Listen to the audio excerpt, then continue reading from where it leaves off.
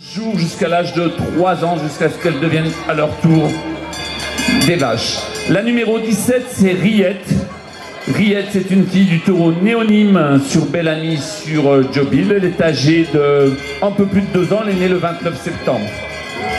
La numéro 16, même élevage pour Rikita, une fille du taureau Iowa sur Itop, née à peu près à la même période, le mois d'octobre, la période de septembre-octobre, c'est les périodes principalement de vélage, au moment où les vaches sont redescendues d'alpage. Et la 19, c'est Margot, toujours présentée par Jérôme Piodel, une fille du taureau Ivorel sur Rongeur. Alors tout à l'heure, je vous ai dit que c'était la 4e race laitière française, l'Abondance, et c'est vrai. C'est à peu près, alors lorsqu'on parle d'effectifs, c'est à peu près 58 000 femelles réparties sur 21 départements. 58 000 femelles, la moitié en Haute-Savoie. On en a donc à peu près 30 000 en Haute-Savoie. Des vaches qui sont contrôle laitier, ça veut dire que chaque mois on contrôle leur production laitière et leur production et leur qualité au niveau de leur taux. Il y en a à peu près 23 000 en France, 11 000 en Haute-Savoie.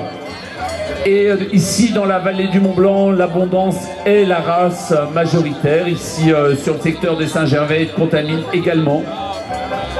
Elle s'est implantée ici dès le début du XXe siècle. Et elle y reste bien ancrée sur ses qualités qu'on a décrites, ses qualités de montagnarde.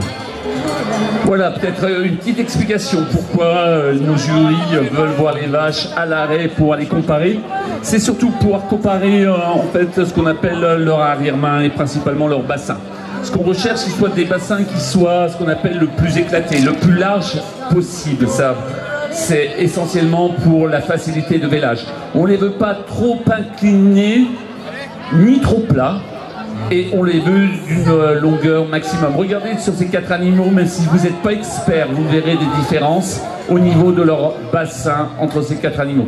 Et puis on regarde aussi la qualité de leurs membres. Je vous l'ai dit, ce sont des montagnardes, elles se déplacent en montagne. Et on veut des membres qui soient le plus fins et le plus secs possible.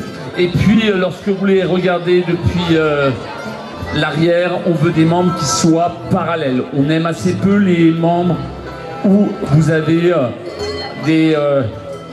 si vous tracez une ligne, il faut qu'elle soit le plus parallèle possible. On ne veut pas des membres qu'on appelle panards, c'est pas très facile pour la marche en montagne. Voilà l'une des raisons pour laquelle on les aligne. C'est aussi une des qualités des meneurs, c'est de les présenter sur leur meilleur jour. Alors c'est pas facile lorsque vous tenez la vache de voir comment justement les membres sont positionnés. Mais si vous n'êtes pas expert, vous pouvez voir là entre ces vaches des différences au niveau de leur bassin, surtout sur leur inclinaison, surtout sur leur, on va dire, leur éclatement. Alors c'est un des critères, c'est pas les seuls, puisque en fait vous avez une trentaine de critères, un peu moins sur les génisses puisque la mamelle est moins importante et moins visible, mais vous avez une trentaine de critères. Et puis on regarde aussi, lorsqu'elles sont alignées comme ça, la ligne de dos. La ligne de dos, c'est signe de solidité. On veut un dos qui soit le plus droit possible. Et ça, c'est possible si vos pattes, ça s'appuie sur des pattes excellentes. Plus vos pattes sont solides, plus vos membres sont solides, plus votre ligne de dos sera tendue.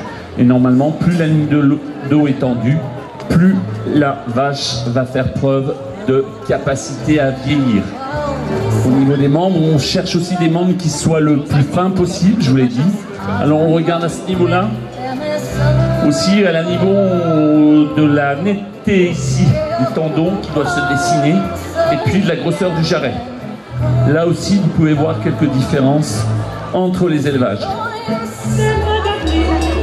Puisque ces vaches sont destinées à rentrer dans une carrière de productrice, je n'ai pas donné à peu près, mais on a une indication par rapport à leur mère.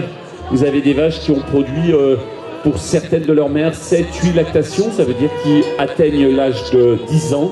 C'est quelque chose qu'on en arrive assez aisément, race Abondance, des vaches qui produisent jusqu'à 7 ou 8 lactations. Et on en parlera certainement tout à l'heure. C'est la race qui présente la meilleure longévité de toutes les races françaises. Donc un critère intéressant pour les éleveurs, un critère économique, mais pas seulement. c'est aussi la relation avec l'animal, ce qui s'exprime à travers la longévité de ces animaux.